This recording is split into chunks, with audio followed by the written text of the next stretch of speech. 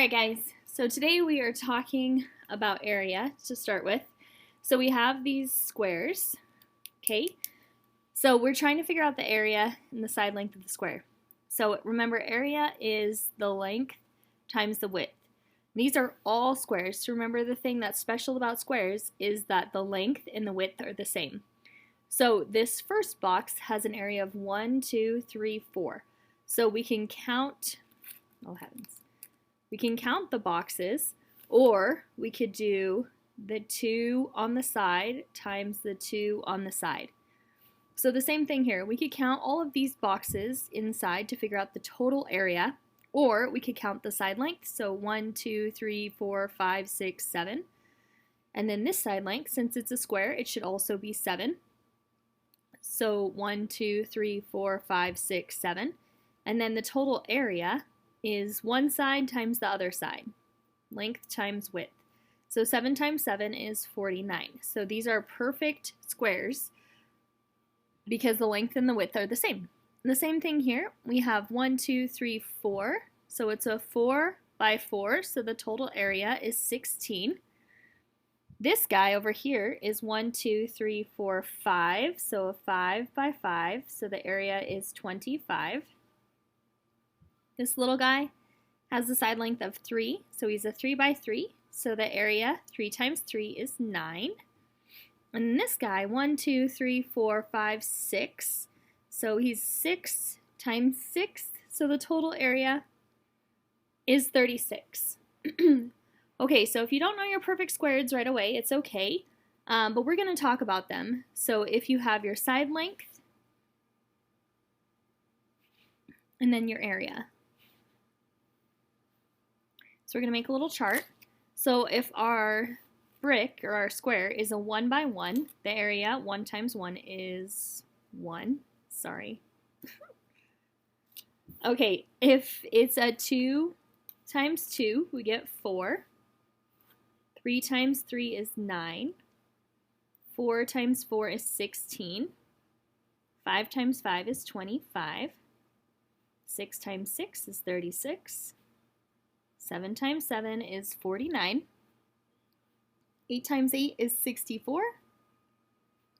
9 times 9 is 81.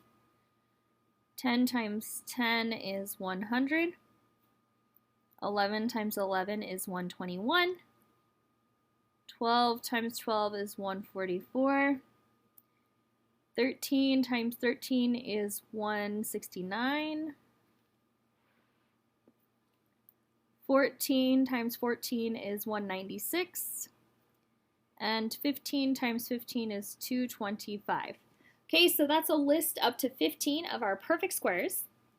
So now, this is our area, and this is the length of one of our sides. And we're going to call that our root. So this is our area of our square, and then our root, okay? So our side length, because remember, it's a perfect square, so the side lengths have to be the same. Okay, so now I've given you all of these areas, and you have to tell me the side length. So 25 is the area, so we go on the side of the area. So if it's 25, then the length of one side is 5. So then right away I know that the length of the other side is also 5. With 9, we go to our area. Oh, 9 is 3, so I have a 3 by 3 square. 100 is our next area of our square, so we go over to our square area. 100 is a 10 by 10, so we're going to write 10 by 10. 16 over here is a 4, okay, so a 4 by 4. 64 is an 8, so 8 by 8, and 1 is a 1 by 1. Okay, so you need to know how to go forward and figure out the area, and how to go backwards and figure out the side length. And you can use a table, it's totally fine. Okay, so on the next page, I've given you these areas. Now, these areas of our square are not perfect. So 20, if I'm looking at our area, right here, 20, I don't have a 20, but 20 is between 16 and 25, okay? So that means going back here, the length over here is going to be between 4 and 5. So between 4 and 5, somewhere in there.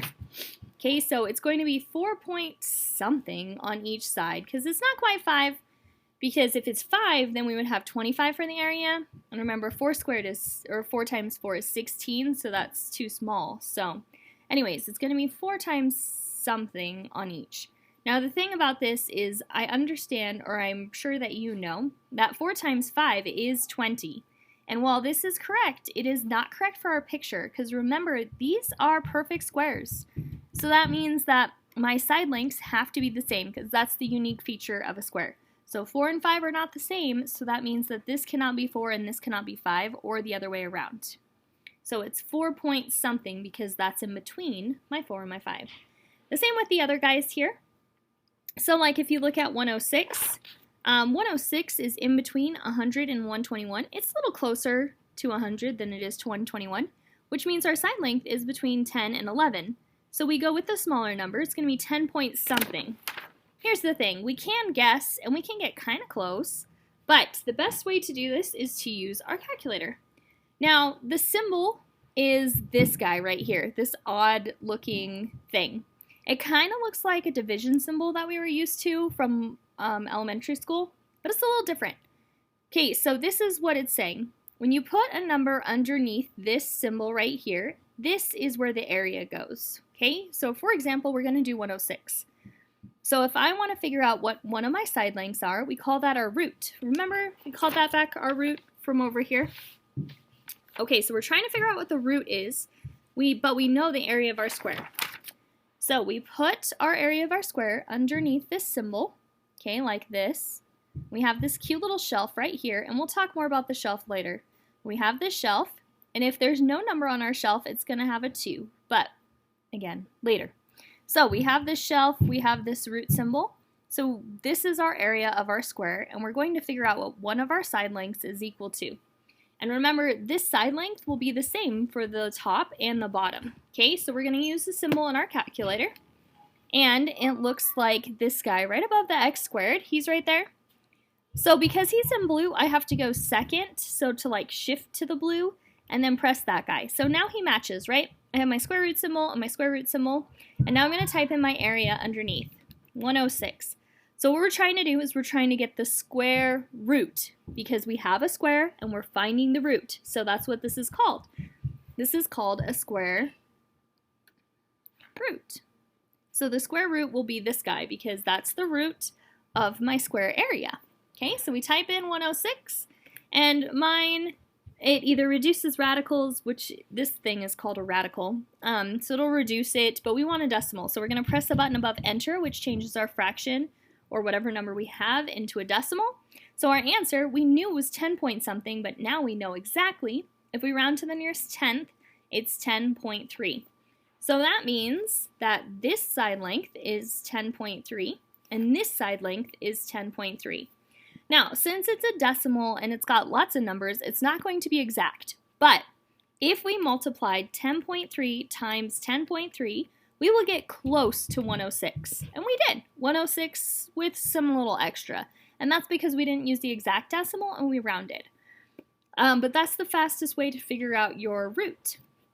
So the same thing here. We know it's 4 point something, so we're going to figure out what it is. So we're going to put 20 underneath our radical sign. That's what it's called again. It's called a radical. So we're going to take the square root of 20. Okay, so we press the button in our calculator, and you can find this on any scientific calculator that you have. Even your phones have this button. It looks a little bit different. I'll show you what that does look like. Okay, so when you go to your phone calculator, okay, if you're just looking straight up and down, I don't see my button at all.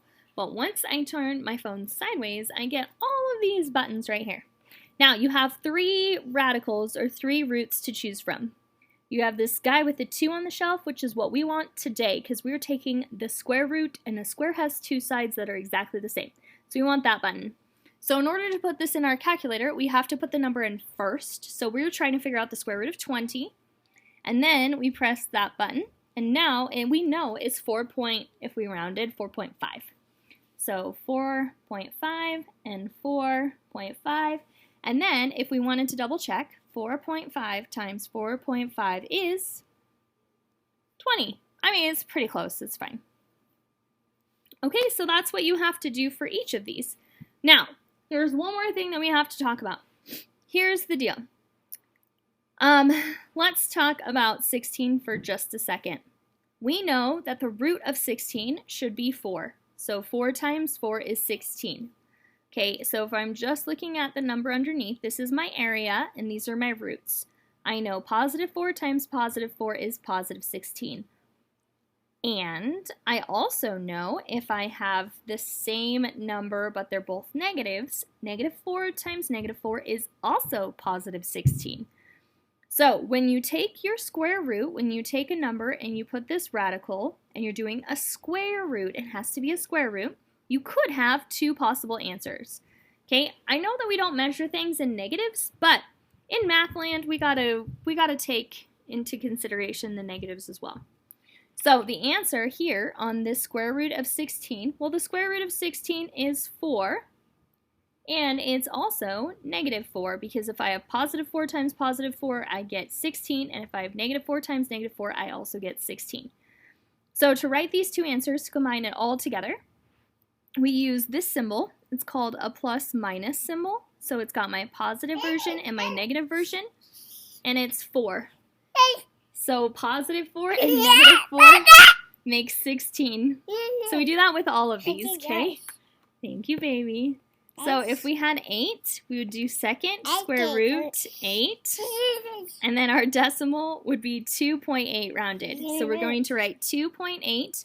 Now, if we had 2 squares, we could have 2 sides be positive 2.8 and 2 sides be negative 2.8 because, again, a negative times a negative is a positive. So we want both versions of the answer, a positive version and a negative version. So we do that plus minus if we have a square root. Same thing with 100, because if we go back, remember our 100 is our perfect area of a square, so I know exactly the side length is 10. Some of the other guys in between, we're not sure what the side length is, but we know this exact side length is 10. Okay, so that means that on my squares, in order to get an area of 100, I need to multiply 10 times 10. Or I could also multiply negative 10 times negative 10. Okay, so I could have both positive or negative 10 as my answer. So all of these answers should have plus minus signs next to them for every single answer. Okay, and make sure you round to the nearest 10th. If you have any questions, ask your teacher. Sorry about my baby. Have a great night. Bye, guys.